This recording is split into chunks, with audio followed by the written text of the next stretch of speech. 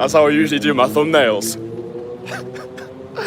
I actually love doing the thumbnails, man. It's so fun. I just walk out into a street or I go into a swimming pool and I'm just like... Anyway, lads, I want to talk to you boys in this one today about a personality trait that what I found to be true is women cannot help but be attracted to a guy who embodies this. And I'm not going to be talking about the whole bad boy, alpha, 15 raw eggs a day, hyper-masculine giga chad. We ain't talking about that in this video. What I want to talk about is stress, right? I want to talk about stress and why our ability to handle stress makes us supremely attractive to the feminine. So what I found to be true, and this was actually a conversation that we had during one of our recent Entourage group coaching calls. One of the guys in my network made the point that whenever we approach a woman, right? So let's say you go over and you approach a woman who you find attractive on the street, outside of Starbucks, during the day. The first thoughts that are flashing through her mind is, would this guy make a great father? Do I want to replicate my DNA with this individual, right? She might not be thinking about that consciously, but subconsciously that's what's going on. And I think, unfortunately, a lot of guys these days are getting brainwashed by the brain dead into focusing on the wrong things. Yeah, a lot of the uninitiated commentators in this space will feed you the whole looks maxing blueprint, like, oh, it's all about looks. Get the symmetrical face, start mewing, add 20 kg to your weighted pull-up, and then women are gonna start flocking towards you. Like, yeah, do those things. Like, it's great to look and feel as good as possible, but understand that on a deeper level, that's not actually what's important. It's your ability to project your proclivity as a protector, meaning that when shit hits the fan, your woman needs to know that she can trust you, that she feels safe with you, that she feels protected by you. And I found one of the best ways to be able to showcase this is our ability to deal with stress. So, for example, last night, me and my girl in Thailand, we'd planned to go to this really beautiful rooftop restaurant, okay? So the table was booked, the taxi had just pulled up, and then before we left my apartment, I got an email through, right? I got an email sent through to me, and it was like a sucker punch. I hadn't expected this type of email, but I knew that the email that I received, it needed my immediate attention, right? Like I couldn't just go into the taxi and forget about it. It's something that needed to be handled, and it needed to be handled right now. So I explained to my girl, listen, we've got a situation right now. I'm feeling a bit stressed. And then before I even said anything else, she just went into the other room and she was just like, listen, when you need me, just tell me, right? So the whole thing took me about 12 and a half minutes to sort out. I sorted out what could be sorted out.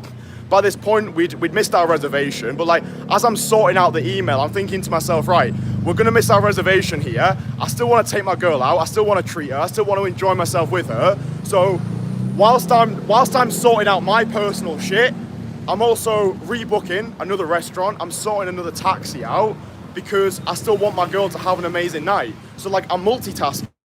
So I deal with my shit as I'm dealing with our shit. Does that make sense?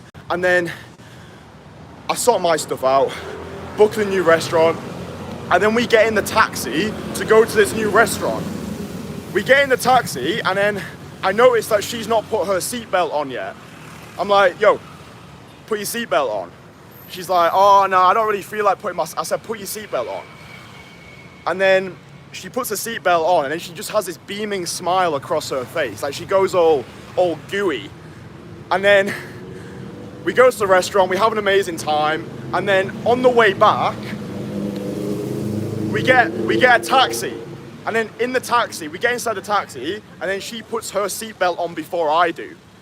And I'm like, it's so interesting because the version of me 4 years ago, the reason why I use a timeline of 4 years ago is because that's when I started taking this process of masculine excellence seriously. It's all documented on this channel, yeah? The version of me 4 years ago, who you'll be able to see if you go back to my oldest videos, I would not have been able to handle any of these situations.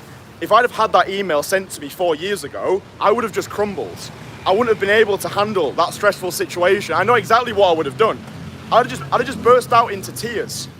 That's me being completely transparent with you. I was a little pussy. I really was a pussy. I was a loser and I was a moron. I could not handle stress 4 years ago. I would have lost that girl. I would have never seen her again, because women can't be turned on by a guy who they don't respect. It doesn't matter about how symmetrical my face is.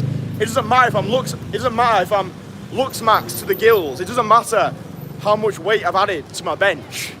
If my woman knows that she can't rely on me when shit hits the fan, if my woman knows that I can't handle stress in my own life, then what chance have we got together? What chance have we got for me to look after our children if I can't handle a little bit of stress in my life? Does that make sense? And I'm telling you boys what you need to know rather than what you want to hear. This is the important shit right here. Like, yeah, do the whole looks maxing thing. Go to the gym, meditate, do your red light therapy. But true self-improvement is this. It's how you handle the inevitable vicissitudes of life. I'm in a place in my life right now where I want to take on as much stress and as much responsibility as possible, because I see that as the catalyst for my personal renaissance, right? I'm 27 years old. I'm living a fully independent international lifestyle. I'm running my coaching business. I've got people who rely on me. I've got guys who are paying me a lot of money because they've got full faith in my ability to change their lives. That's a lot of responsibility for a 27-year-old. Most 27-year-olds would never dream on taking on the amount of responsibility that I take on. Most people come across my content and they'll just think, oh wow, I would love this guy's life. This guy's got it so easy. Must be nice for him, because all they see is the snapshot that social media portrays. Like, when people see my Instagram stories, it's like, dude, you don't see what goes into building this. You don't see the stress. You don't see the self-doubt. You don't see the grappling with my own perceived lack of self-worth every single day. You don't see that shit, but that's what it takes, in my opinion.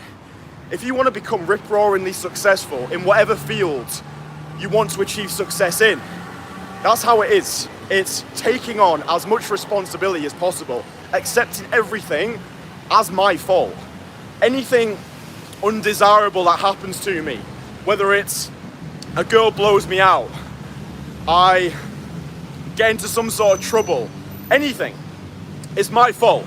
Even if it's not my fault, I'll take the radical responsibility, because in that way, it gives me the accountability to change my situation.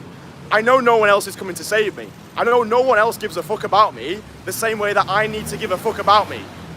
So, just take on as much stress as possible. Like, dude, if you're already going out there and you're already cold approaching, which is what I teach predominantly on this channel. Yeah, if you're new here, my name's Kristian. I travel the world.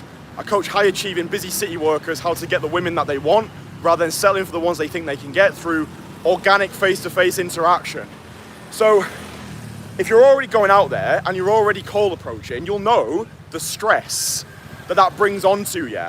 This is what I'm talking about. It's actively inviting these stressful situations. It's deliberately dive bombing into discomfort. It's doing what scares you every single day. And then now, whenever I encounter undesirable situations, my first response is, thank you. Thank you, God, for blessing me with this opportunity to grow. Yeah, it's like nothing happens to me, everything happens for me. But it's all well and good saying this shit on a live stream. It's all well and good guys saying like, oh, you know, when shit hits the fan, I'll be able to deal with it. The reality is most of you won't, because most of you simply do not take on enough responsibility. Most of you you've not yet elevated into manhood. I can tell you that because that's the position that I was 4 years ago. I was a snivelling little nonce who knew nothing about the world. I just thought I was confident because I'd been a magician for 10 years. Dude, I knew nothing. I wasn't confident. I had situational confidence. No one gave a fuck. Yeah? I was listening to this podcast with Tony Robbins. And in that podcast, he cited a study which had been done with high-achieving sports people. One of those was Tom Brady. And what scientists discovered was when individuals such as Tom Brady, let's say Tom Brady is in a game and his team are losing, right? Let's say Tom Brady's team are losing and there's 10 more minutes to go in the game, right? Most people would switch off at that point, right? They'd be thinking into the future. They'd be thinking, oh, well, my team's lost, don't worry. I'm still going to get paid. And they'll be thinking about what they're going to be having for dinner that night.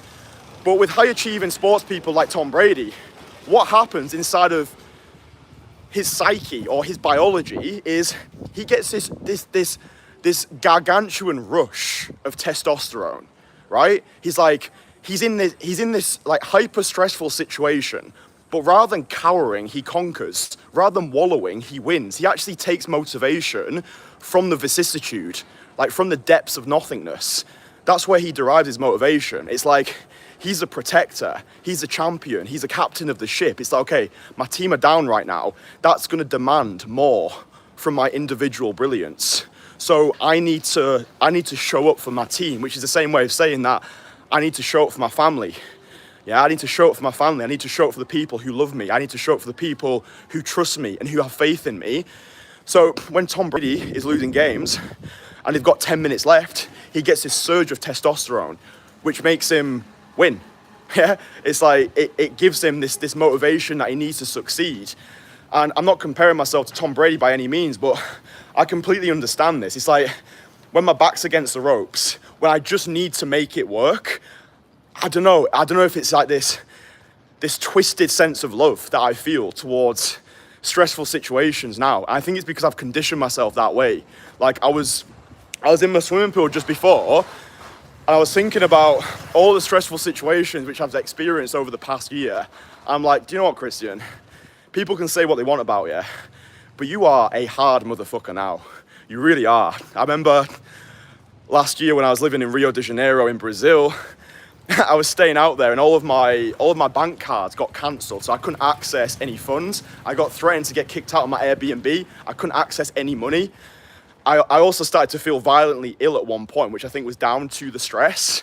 And luckily for me, I had a friend who actually lived in Rio who was able to bail me out.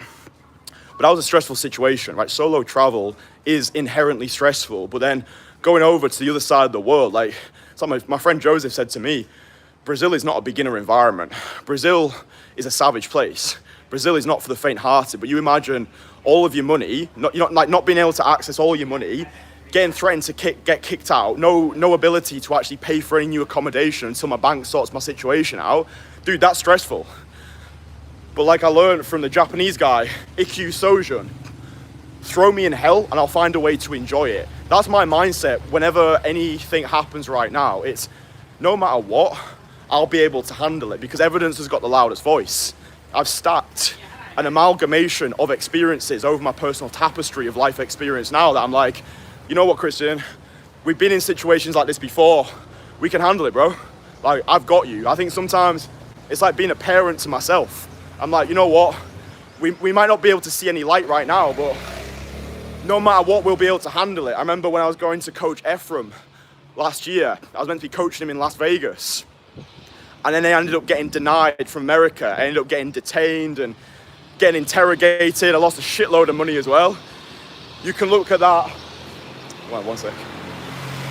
You can see that experience. I documented it on YouTube. It's just type in Kristian Casanova America and you'll be able to listen to the entire fiasco for yourself. So that was stressful. Actually, when I was in Warsaw coaching Ephraim, I temporarily lost access to my YouTube channel whilst I was coaching him. That was stressful because in the back of my mind, I was like, fuck, I don't have a YouTube channel anymore. But then Ephraim later explained to me, dude, that was actually the best coaching session I ever had with you because you were so on it. And he was like, you didn't need to be. He's like, I could tell how stressed you were because you'd lost your YouTube channel, but you still gave 200% to me during that coaching session. It's like I was explaining to you, like the Tom Brady effect. It's like my back's against the rope, but I'm with an individual right now who's paid me good money to be here with him. So I need to get out of my own way, cut out my own bullshit, and just deliver a 10 out of 10 coaching session to this individual.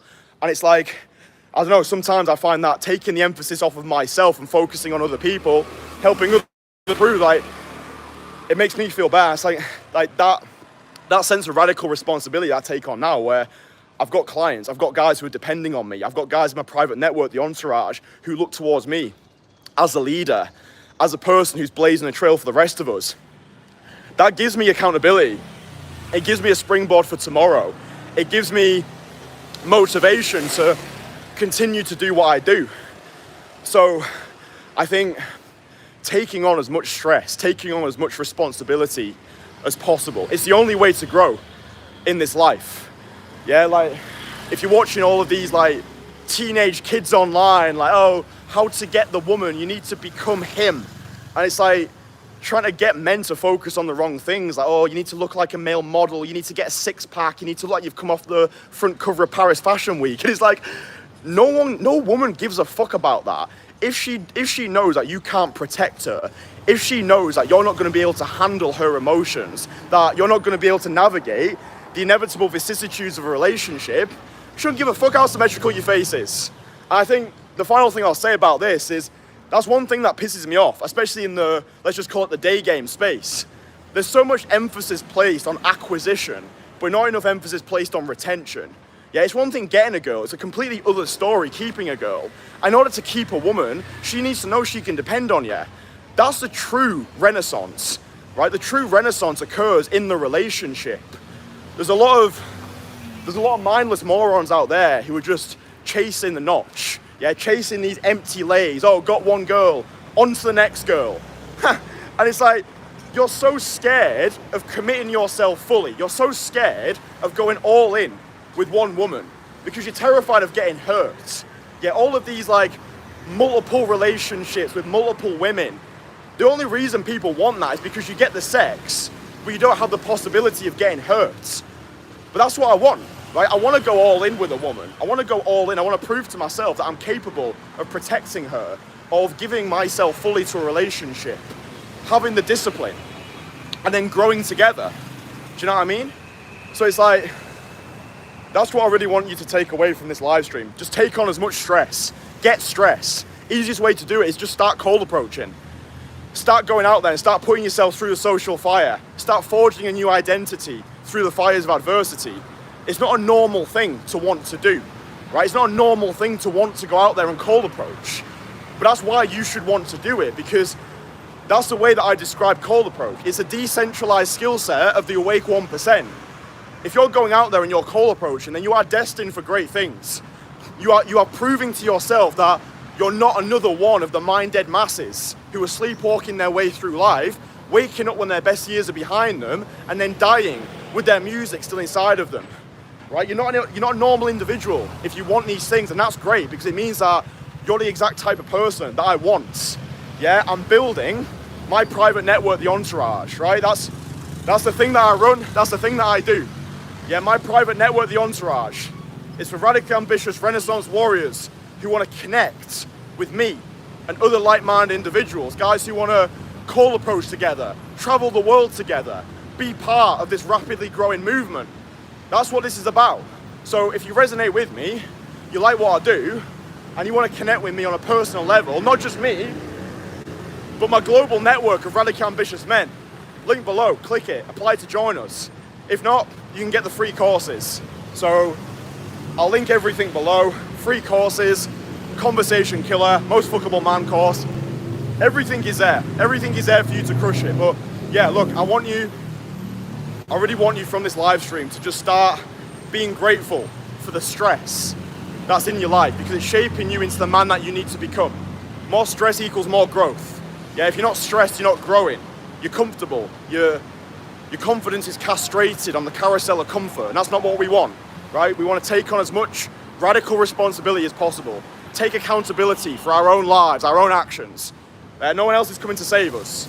Yeah, we're all self-made, but the only people that want to admit that they're self-made are the people who are proud of their lives.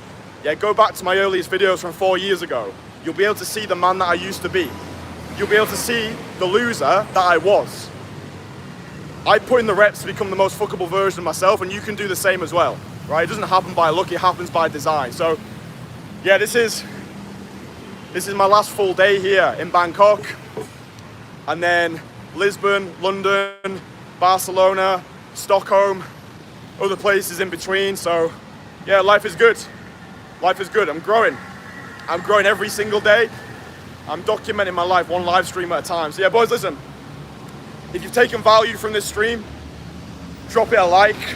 Make sure you subscribe to the channel. Like the video, subscribe to the channel. I'll speak with you boys again tomorrow. I love you very much. Mwah.